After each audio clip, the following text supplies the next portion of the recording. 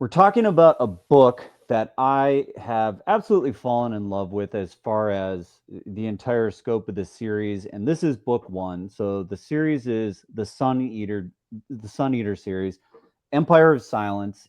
This is written by Christopher Rocchio, which, if you try to figure out how this guy's name is pronounced, that's probably the first things that you probably stumble upon is it Rocco, Riochio? Well, I think it's Rocchio. So if I've gotten that wrong, I will apologize to the author because it's inconsistent out there. But regardless, so thinking about this book, it is very evocative of some stories that all of us love very much. So if you're hearing for this for the first time and you like Dune or Hyperion, this is solidly in your camp. Lucas, I introduced this book to you after I had a chance to read most of the series. Dan, I think similarly, I kind of took a first crack at this, and then both of you decided that you also like the series. And so here we are talking about it. Did you find that there were parallels between Dune? Did you feel like you were reading something that felt familiar yet was different? Absolutely. Dune and Hyperion were at the forefront of I don't know, but other fantasy sagas that were coming to mind. Uh, the yeah the those at the very first, and in fact, maybe the other would be Lois McMaster's Buhold. And I even saw that the author at like listed her as a reference, but we'll stay away from that. She has a great series, but yes, very much Dune. A lot of these concepts of imperialism and post-imperialism that Dune and Hyperion both tackled, and so this may be even more Roman imperialism and more ties to those questions that lie around this great piece of Western civilization history, um, are brought to the fore in this Yeah. saga. Yeah, so we're science fiction way in the future, 20 something thousand years into the future, which to me that was right away felt very Dune. And we've got this backdrop. So in the past of the book that we're reading, there was a war with AI. We have this entity that's representative of the church, which is the chantry, which to me brought to mind the Bene Gesserit, the Orange Catholic Bible. There are prohibitions against consorting with demons and AI, which felt like this kind of cool terminology for referring to these things which had been outlawed because they almost destroyed humanity in some sense.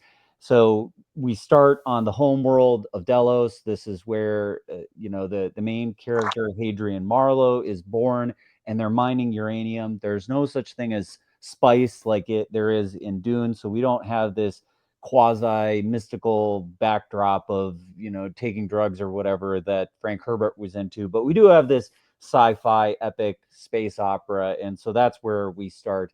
And Lucas, I know that one of the things that you first kind of thought of was the character names. As we have Hadrian Marlowe of House Marlowe. Marlowe is what again? Okay, well, Hadrian, of course, Hadrian's Wall, Roman Emperor. Mhm. So a lot of strong allusions to the Roman Empire. I mean, even Palatine, the social class that Hadrian Marlowe comes from, speaks to the oldest of the Roman families in Palatine Hill in Rome. But Marlowe, I was taken aback immediately by Marlowe. Marlowe is the name of a very influential playwright from Elizabethan England, and Christopher Marlowe. Um, and so I was on the alert for similarities to the life of Marlowe and maybe to some of the works of Marlowe.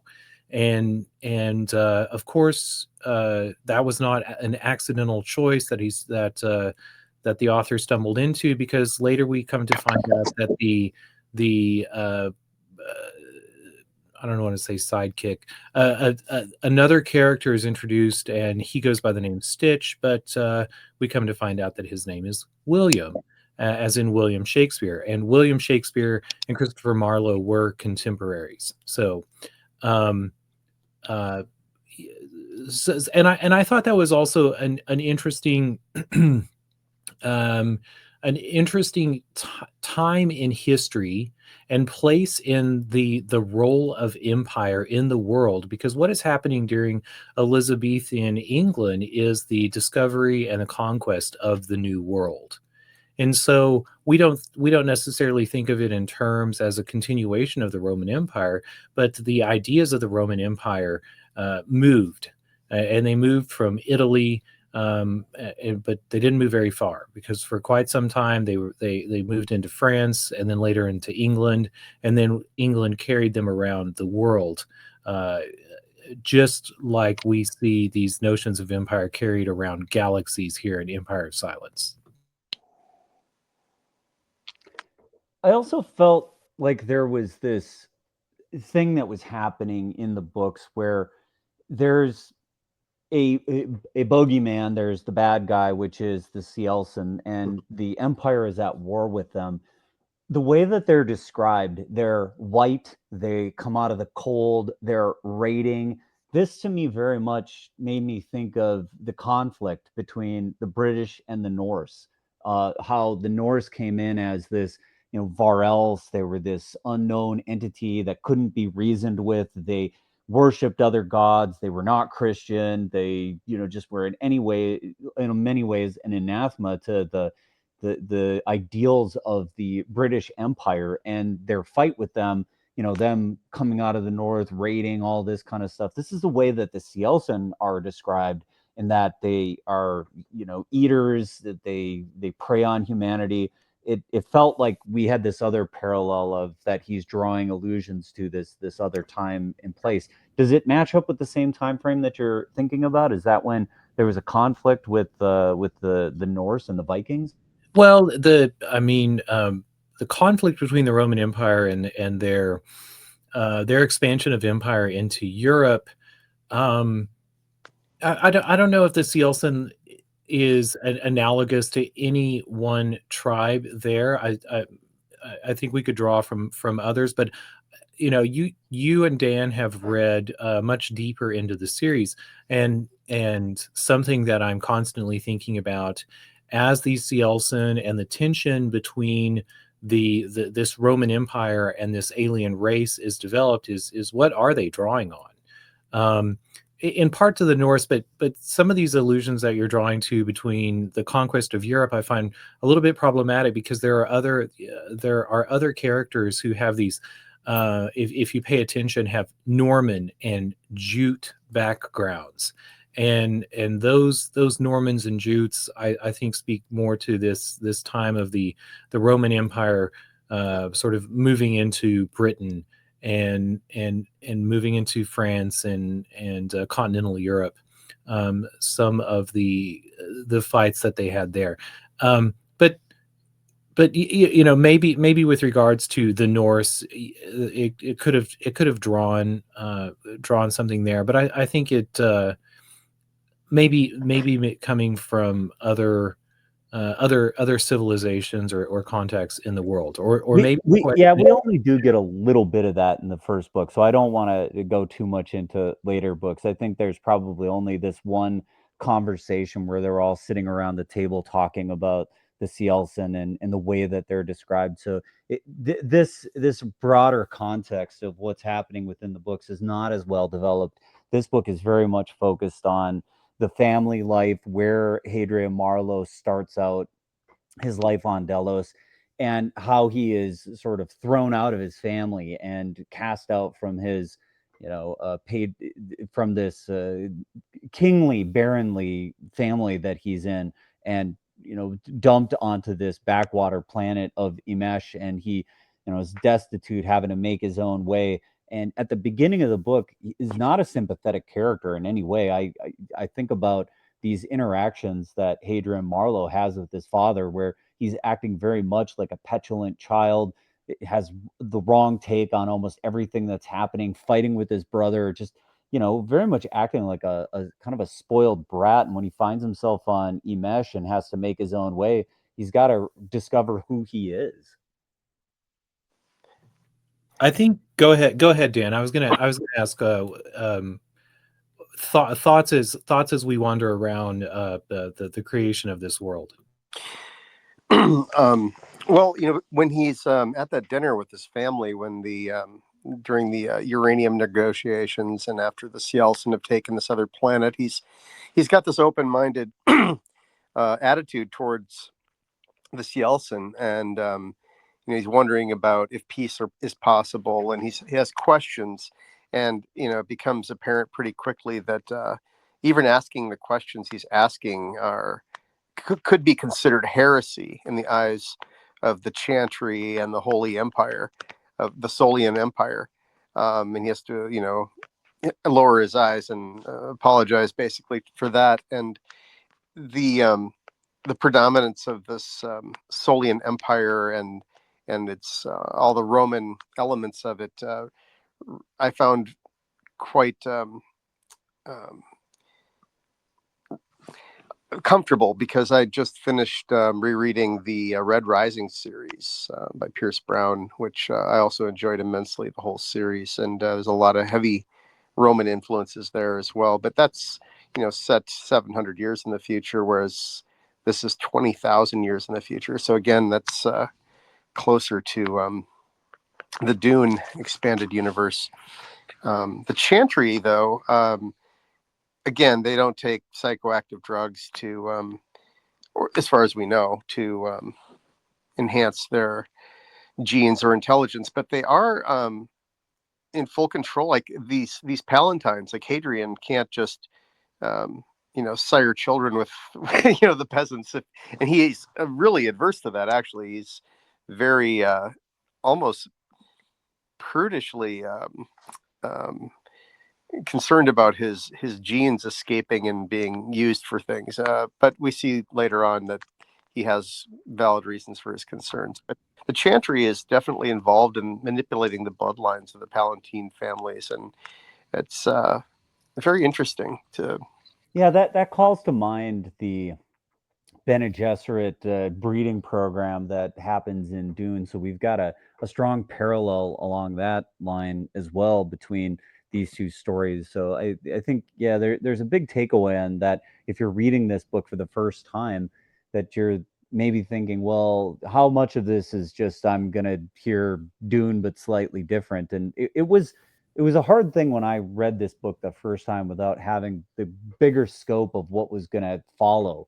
Is that, gosh, I don't want to just read a derivative work that's a retelling of Dune, but worse. So I'm nervous about this. But as I've had a chance to reread Empire of Silence, and I know the full scope of everything that's going to happen, I really appreciate this book for setting up the origins of the character, and that he's really not that sympathetic. I don't know. Do you feel that way, Lucas? That he's not that sympathetic of a character at the beginning and Well, throughout the first part?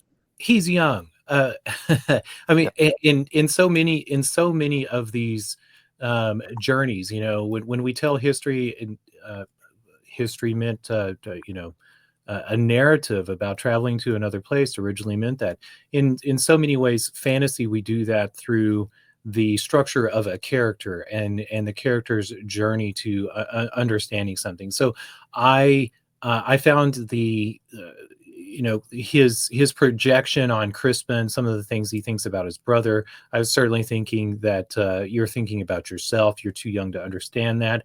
You will go through the hallmarks of adolescence that give you these epiphanies to understand that that you were carrying in your failings and projecting them on other characters, your father, your brother, this alien race. So I certainly saw that in this first book, but I was also expecting it. So look what I brought into that. As you guys mentioned, spice, the Bene Gesserit, the Chantry, and also uranium. With this concept of empire, I guess the common thread that I see between these stories and what those are. I think about when I read Dune, I always thought about oil. Um, and and later in my life, when I thought more about empire, I realized that, oh, Frank Herbert was talking a little bit about oil, um, or considering this conundrum of the things that we exploit in these other places, resources that we exploit. But what were they in the time of Kit Marlowe and William Shakespeare? That was tobacco. And later that would become opium at the height of the British Empire. So it's interesting that spice like leans on this notion of a substance that changes our our our experience of reality. We don't think necessarily in terms of oil and uranium as changing our experience in the world, but they certainly do. But as tools rather than the things that change our mind. Yeah, and he speaks a bit to this about like what is the currency of the realm, like what is important. And he talks about mineral wealth. He talks about what they can extract from these planets, and that the people are kept down. Their technology is kept away from them. So this is belabored quite a bit and is shown both on Delos and later when he's on Emesh, is that the general populace really doesn't have access to technology. So this is not like a high science fiction world that we start out in. We start out in with the plebeians who have no access to technology. They're kind of grubbing in the dirt, doing what is being commanded of them, of this upper class, of this upper crust that has access to genetic technology, has access to advanced weaponry technology, but that computers and stuff are missing, although they live in a surveillance state. So it's an interesting way that he constructs the universe in some of these small details and then riffs on it pretty hard, because they're constantly talking about that they don't have any privacy, that there's a surveillance state, that everything is being watched. They're careful about what they say because things are being monitored and things are being listened for, and it's not just the chantry, but it's the upper crust of the Solan Empire that is watching everything that's happening. So it's a bit of this 1984 surveillance state that they're living under, with no access to technology other than this upper class that has it. And so when you're living through the eyes of the character of Hadrian Marlowe, both on Delos when he's looking down on the people, and then later he's thrust into that class and fighting in the Colosso, this kind of blood sport thing that the rank and file love, and that they're very interested in as the bread and circuses of the people, that he connects with the general populace, that he connects with the common man and lives their life. So the surveillance aspect was also maybe the most interesting part of the story, and I say that as the growth of Palantir and our concerns about surveillance are so broad in the world that we live in every day. But as this story was unfolding, there was another character that, because of the Roman, the strong the strong Roman allusions that exist in the story, and not just those of empire, but words like Palatine and the consuls, et cetera, et cetera. Augustine of Hippo kept coming to my mind, and a lot of I wonder how many people will be familiar with Augustine of Hippo, but briefly, Augustine of Hippo is a saint of the Roman Catholic Church, and he was a man who lived in what is today Algeria or Tunisia and North Africa, who was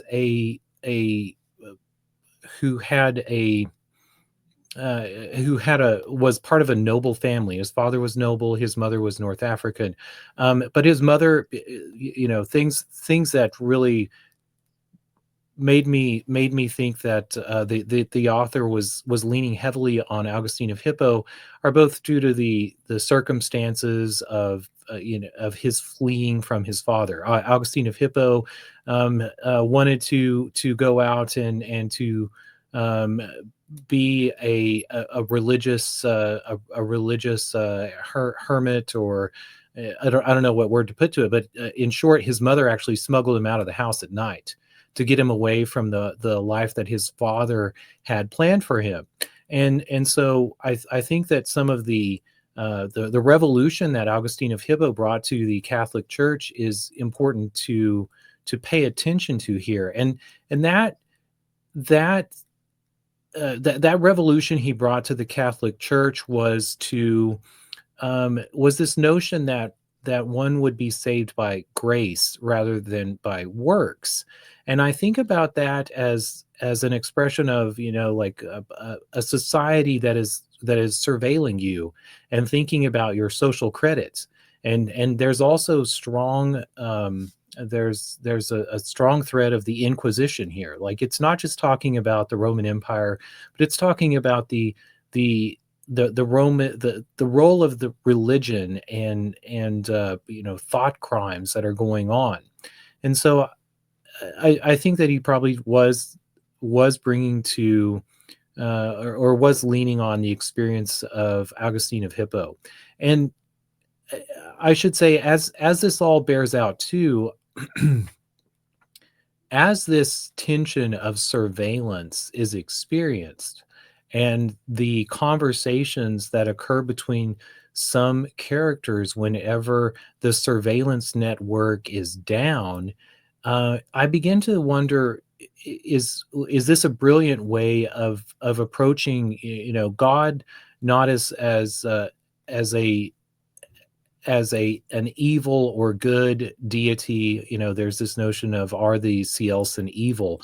But with the surveillance network, I thought a lot about consciousness and the sort of the Grecian ideas of theos, and not being this religious question of good or evil. Is someone for you or against you?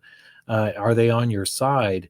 But a greater question of consciousness. So I'm interested to see how that plays out through the series later on. And I may have erred, I may have missed in the arc of the narrative, but I'm hoping that there's something there.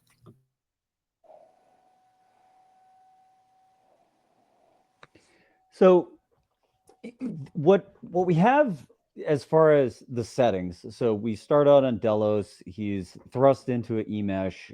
There he fights in the Colosso, and as the story progresses, he then is thrust back into the Palatine class as he's noticed by the ruler of the planet, and is tapped as a tutor for his children. And later we find out that this ruler of the planet wants him for his genes. Like, he's very well bred, and so he wants to be married into the family so that the ruler of Emesh and their family would be elevated through intermarriage. So this is very much a subject, and he's not interested in this. He does not want to be trapped on this planet now that he has been thrust out into the world at large. He really wants to be a part of the broader story and the broader goings on in the universe, as he always had desired.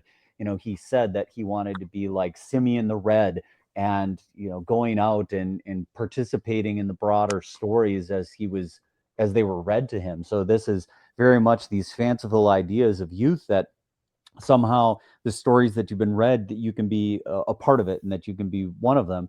And he meets his character Valka Andira, who is described as a witch, and she has somewhat forbidden technology. She's got these implants in her brain. She can interact with the technology that's around her. It's a kind of a cool take on witchcraft. She's referred to as a witch, and she's able to manipulate some of the technology around her in ways that other characters can't. So it's kind of this idea that we have almost a Merlin style character who's introduced, who becomes friendly with Hadrian Marlowe. And then later we find out that there's also not only this backdrop of this AI war, but we have ancient aliens. Were ancient civilizations that there are ruins of, and she's been studying them. And it just so happens that she's here on Emesh because there are ruins of this ancient civilization.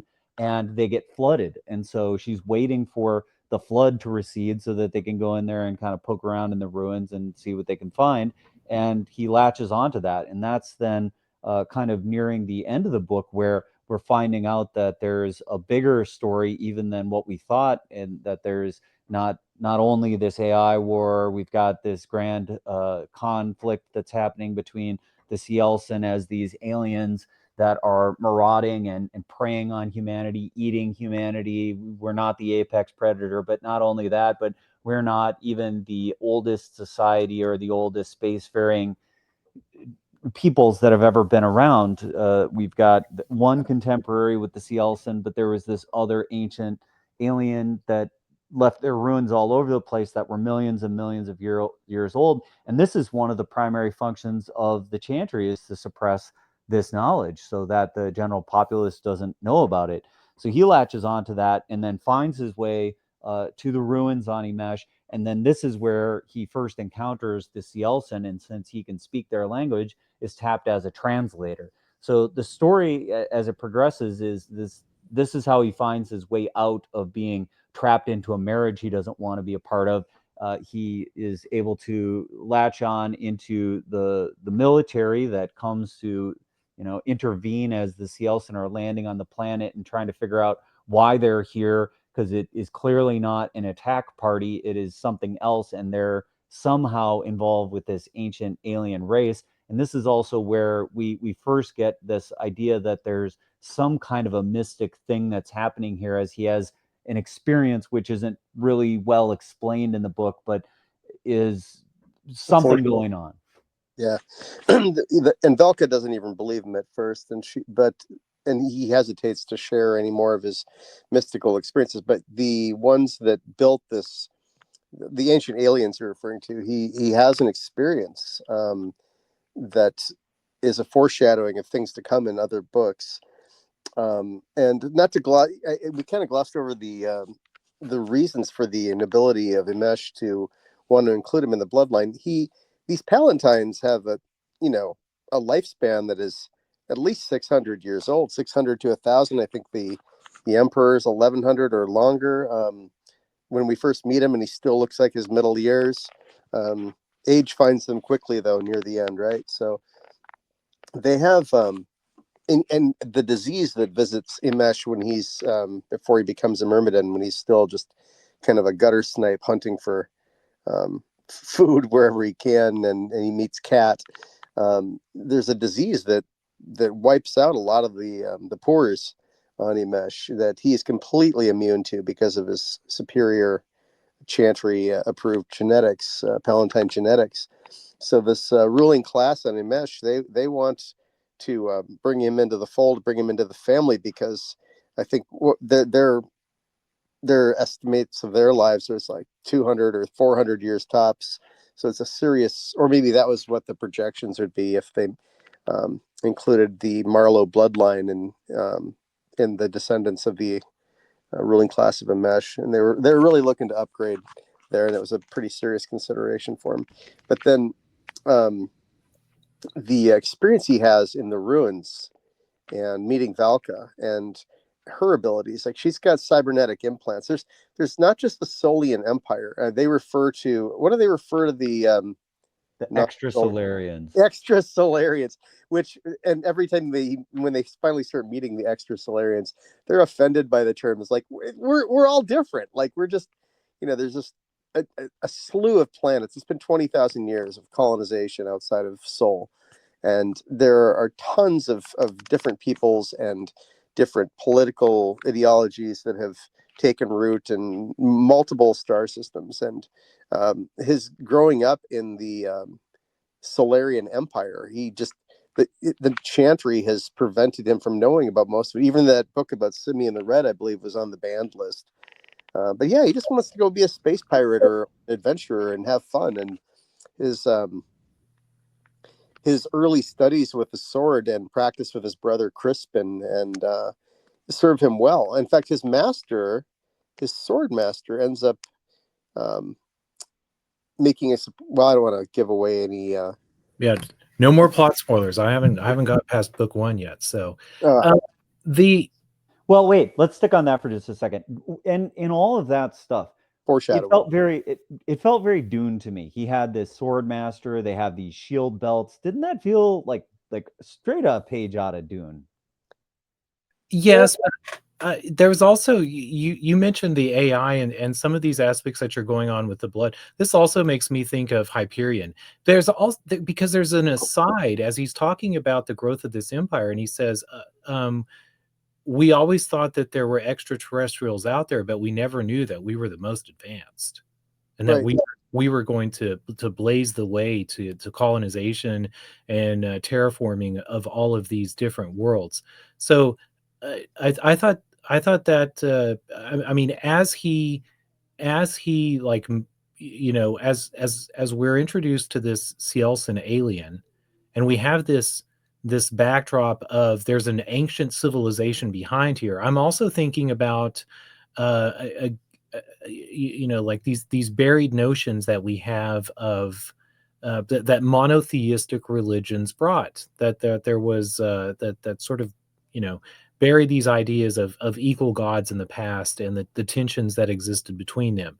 So and I was thinking a lot. I mean, when it came to AI and this notion of where do we come from, this is where I was often like sitting leaning back and thinking about Hyperion and some of the questions that Hyperion was asking. Another Hyperion connection is the whole backward flow of time thing with the Watchers and these ancient aliens in Christopher Rocchio's books, which there's some foreshadowing, and it kind of explains his experience as well, in the caves or um, in the caverns. But yeah, that's not something. I mean, Hyperion, you've got that whole backwards time flow thing with some of the characters, and it figures prominently, and it it has its place here as well. But um, yeah, there's definitely a lot of parallels. It references. He's acknowledged being influenced by Frank Herbert and Star Wars as well, and a bunch of other books we've all read and loved. Well, that's where I wanted to go with the shield belts, because we have shield belts like we had in Dune, where it will stop the fast particle. So we've essentially made it so that guns aren't that big of a deal, but we have swords. The slow knife can penetrate the belt. So similar to Dune, we've got this idea that sword play is still important, and so we've got a lot of sword fighting that takes place, and there's good reason for this. And like we have in Star Wars, we've got something akin to a lightsaber in that they have these weapons that can cut through anything. It's these high matter blades, and High Matter Blade. eventually Hadrian ends up with one of these because he's gifted one by one of these the characters he meets when he's down at the ruins of Emesh. Yeah, and it's not a lightsaber, but it sure reminds you of one. It's very cool. Can cut through anything, except another high matter blade, and the starship hulls. I certainly thought of the lightsaber when they were describing that. You know, it was also interesting that the way that the gladiators defeat some of these more technologically advanced weapons was well, was to use the slow knife, the butter knife. Um, and that made me think of some of these some of these questions. I'm thinking of particle physics and whether matter is a particle or a wave, and it's not. You know, we have this notion that it's not realized until it's observed, and that sort of being at the breaking barrier of our understanding of physics today. Ooh, keep that firmly in mind. We're gonna stay away from that one, Dan, because that's definitely not in the first book. So Yep, I know. I was just like, bite your tongue, bite your tongue. yeah, that will feature prominently, but Ah, okay, not till wonderful. later, not till later. Yeah, Oh, this is a really good series. In fact, I've gone through the whole series one time. I was gonna um, listen to Empire of Silence the second time before we did the show, but I didn't get to it. I'm on another series I really like. But I found this, of all the books that have come out so far, I think there's 6 of them out so far. The 7th one is later this year. This was my least favorite, and I'm still glad I read it. it kind of was a slow start for me, but once I got into it, I devoured the next 5. They were great. I Really would great. agree. Empire of Silence was the hardest one for me. I almost didn't make it past this, and I'm glad I did because that allowed me to read the whole series. I feel like it picks up on book 3 substantively, in my opinion. As soon as I got to book 3, I was hooked. And book 4, in my opinion, is the absolute pinnacle. Kingdoms of Death is fantastic. So we'll get there. But yeah, Empire of Silence, there is a bit of a hint of some of this duality, particle observance, but Leto's golden path and seeing different realities, and yeah, it's really cool. yeah, you get a hint of that when he's there in Emesh, when he has this mystical experience. So we've still got some of these, parallels to Dune here.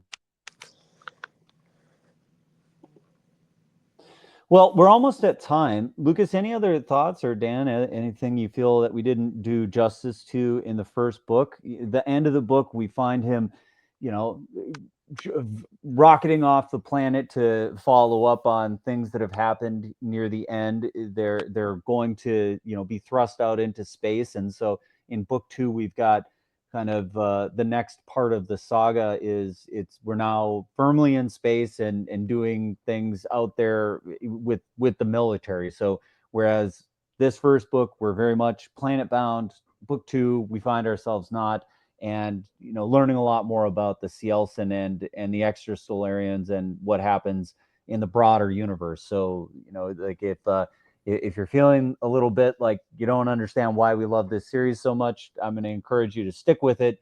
Get to book 2 because it starts to really pick up there. And then, man, book 3, you're in for a treat. I concur. I don't trust myself not to give any more spoilers, so I'll just agree with that and say stick with it, pick it up, read it through, and the whole series is worth your time.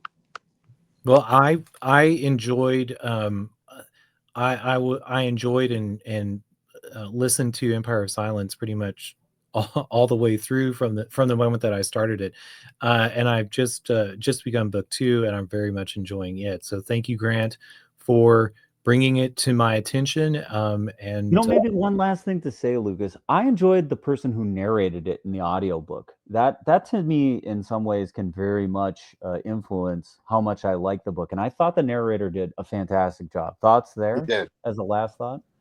Oh, I loved it, and I'm very. I listen more than I read, and that's a conscious decision.